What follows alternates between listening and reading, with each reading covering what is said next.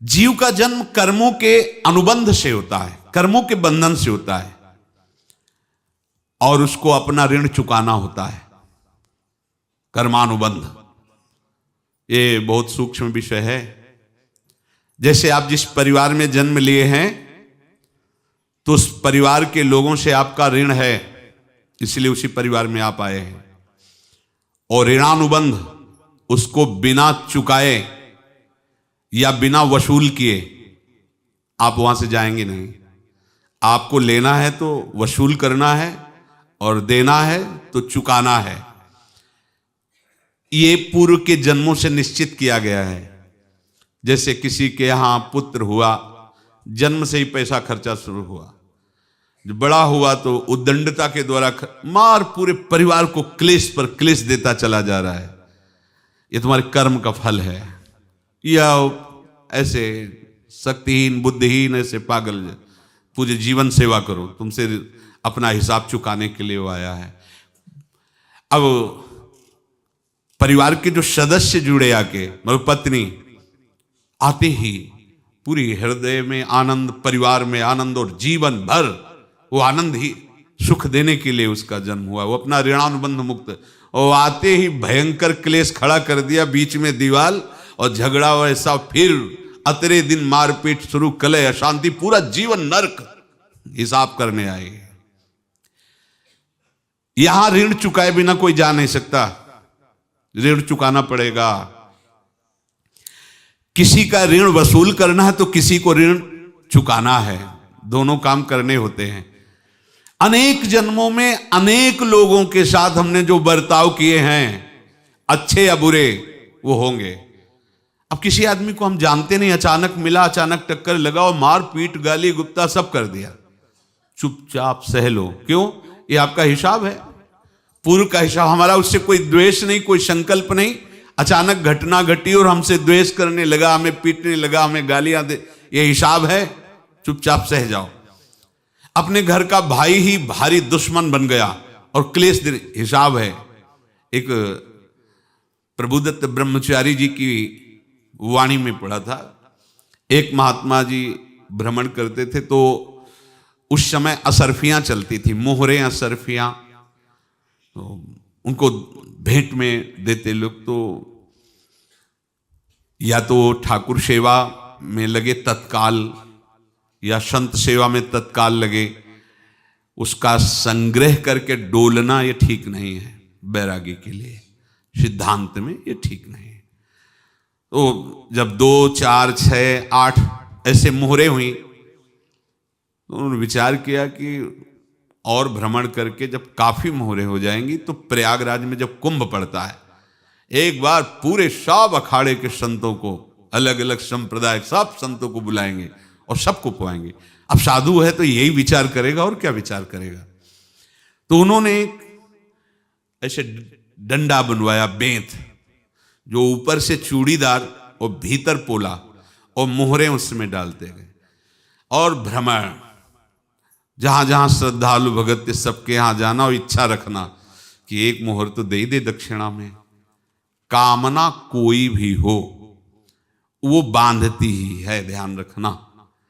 इसीलिए प्रभु जो चाहे वो करे, अपनी चाह नहीं रखनी चाहिए, अपनी चाह प्रभु की चाह में मिला देनी चाहिए। धीरे धीरे वो छड़ी भर गई, भ्रमण करने वाले महात्मा चूड़ी लगाई, इंतजार करते रहे। जब प्रयाग का कुंभ पड़ा तो चले। तो रास्ते में एक गांव में पूछा जाता है, जैसे कहीं रुको कि कोई श्रद्धालु ऐसा है जो संत सेवी है। तो कुछ लोगों ने बताया, हाँ एक परिवार है, बहुत संत सेवी है, और आपको मिलाते हैं उनसे। हाँ ये महाराज घर में रुका, खूब अच्छा हलवा पूड़ी पवाया, और जो घर के मालिक थे चरण दबाए। चरण दबाते दबाते उनकी दृष्टि पड़ी उस डंडे पे, इतना मोटा और ऊपर से कुछ चूड़ी सी भी नजर आ रही, इस डंडे में तो कोई रहस्य है ही है।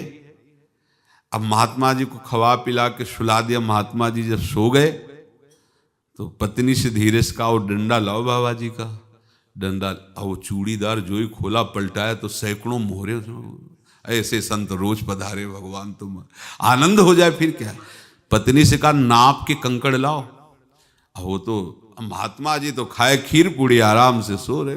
रात में पूरी प्लानिंग करके उसमें कंकड़ भर के चूड़ी लगाकर सिराने रख दिया, सारी मोहरें हटा ली। महात्मा जी आराम से छड़ी उठाए तो वजन पक्का। वैसे बड़े लोग चतुर होते हैं, पर ये नहीं जानते कि कर्म कितना भयानक होता है। और उनकी कोई संतान नहीं थी, पर धन में इतना प्रेम उनको था।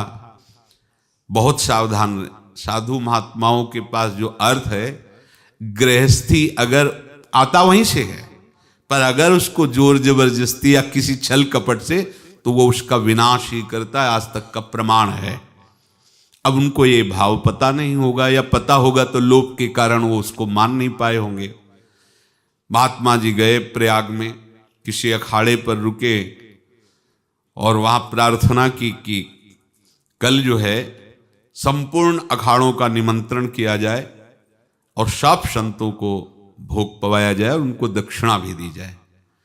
महंत ने सोचा कि बहुत बड़ा है तो उत्सव है, क्योंकि प्रयाग में कितने हजारों संत महात्मा सब। तो उनका महाराज बोरों इसमें चीनी और टीनों घी लगेगा, सब व्यवस्था। बोले आप मंगाइए, एक एक हिसाब हम करेंगे, हमारे पास सब व्यवस्था है। बोले कुछ तो पहले दे दो, इकट्ठे देंगे हम। उनको था कि अगर हम छड़ी खोला और दो चार मोहरे दी, किसी को पता लग गया तो गड़बड़ हो सकती। बोले हम भंडारे के समय आखिरी में सब कुछ आपको दे देंगे। ठीक है। वो अपने पास से पैसे लगाकर खूब जितना सामग्री सब लाए, लाखों की, और सब संतों को निमंत्रण कर दिया। संत जन निमंत्रित हो गए, भंडारा बन रहा है। तब वहां के महंत है और उनका देखो भंडारा भी बन रहा है, संतों को निमंत्रण। अब आप अर्थ की व्यवस्था कीजिए, क्योंकि इतनी बड़ी हमारी सामर्थ्य नहीं थी जितना हमने किसी तरह हमने व्यवस्था की। अब मुझे अर्थ चाहिए, तभी आगे की व्यवस्था बढ़ेगी। संतों को दक्षिणा देंगे और जिनसे अर्थ लिया उनको दे। देखो रसोई बन गई है सब। उनका छत में विश्वास नहीं तो ये अभी चूड़ी खोली। उनको तो था ना कि मोहरे हैं कंकड़। तो अब जैसे कितना उनको सदमा लगा होगा, हजारों संतों का निमंत्रण, रसोई बन, मतलब संत हो के छल कपट। तो उनका महाराज आपने तो हमारा नाश कर दिया, जो महंत थे। अब बताओ रसोई बन गई, संत निमंत्रित हो गए और आप ये कंकड़ दिखा रहे हैं हमको। आपने तो हमें बर्बाद कर दिया, हमारी इतनी सामर्थ्य नहीं थी, आप पहले बता देते। संत होकर ऐसा छल कपट। अब वो बोले तो क्या बोले, क्योंकि उनको पता था कि मोहरे हैं इसमें। अंदर से उनका चिंतन गया उसी सेठ के पास, अच्छा ऐसा धोखा हमारे साथ किया, भोगोगे तुम। ये जो निकलता है ना भोगोगे, ये अकाट्य होता है। क्योंकि किसी का भी हृदय, मान लो किसी भी जीव जंतु को आप कष्ट दें और उसका हृदय आह भर जाए, तो वो आह वज्र की लेख है, तुम्हें भोगना पड़ेगा। वो देखो भीष्म जी को भोगना पड़ रहा है ना। सांप को ऐसे धनुष की नोक से उठाया और बंबूल के कांटों के ऊपर फेंक दिया, कई दिन तक शेदा हुआ, वो आह भर करके मरा। तो आपको 6 महीने बाणों की सैया पर आह किसी की ना लेना जिंदगी में। कोई ऐसा कोई आह भर करके कह दिया तुम समर्थ हो, हम तो कुछ कर नहीं सकते, और अंदर से दुखी, फिर तुम्हारी सामर्थ्य काम नहीं करेगी, मिट्टी में मिला देगी। फिर ये तो संत थे और भगवत आराधना के लिए, संत आराधना के लिए ही ऐसा किए हुए थे।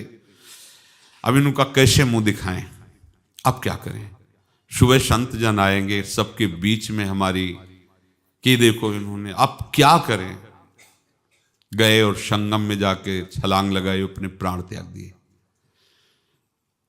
अब उनके तो पास मोहरे थी और व्यापार बढ़ा, और 9-10 महीने बाद ही लड़का हुआ।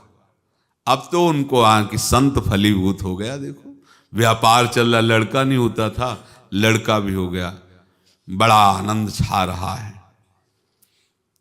जब से वो प्रकट हुए और धन की वृद्धि शुरू हो गई, पढ़ाई लिखाई में उनके खर्चा हुआ सब। बस बीमारी शुरू हो गई उनके शरीर में। अब उसमें पैसा जाना शुरू हुआ। इतने आसक्त वो दोनों हो गए कि कुछ भी हो, व्यापार ठप, संपत्ति बेचना शुरू। तो उन्होंने कहा कि बेटा मैं क्या कर सकता हूं तुम्हारे लिए? बोले हमारी अंतिम इच्छा है प्रयाग चलो, और जितने प्रयाग में संत महात्मा सबको एक बार भंडारा करवाओ, हमारी इच्छा अंतिम है। क्योंकि अंतिम यही इच्छा थी। तो बोले अब ज्यादा संपत्ति तो नहीं रह गई। तो बोले घर बेच दो, मेरे लिए ही तो है, बेच दो। मुझे लगता मैं बचूंगा नहीं, पर मेरी अंतिम इच्छा पूर्ण कर दो। घर बेच दिया, जेवर बेच दी। वहां गए, जब संत सेवा की तो बोले मुझे संगम तक ले चलो। संगम तक ले गए और बोले समझे तुम चुराए थे और हमने उसको छीना है, कुछ नहीं रह गया तेरे पास कुछ, अब केवल ममता और आसक्ति में जलकर मर और नरक प्राप्त कर। मैं वही महात्मा हूं जिसकी तूने मोहरे ली थी, शरीर छोड़ दिया। महात्मा को जन्म लेना पड़ा और इनको दुर्गति भोगनी पड़ी। ऋणानुबंध, होश में। ऐसा नहीं कि आप जो कर रहे हैं कोई देख नहीं रहा, कोई हिसाब किताब नहीं। जो कर रहे हैं अवश्य में भोक्तव्यम, बहुत सावधान।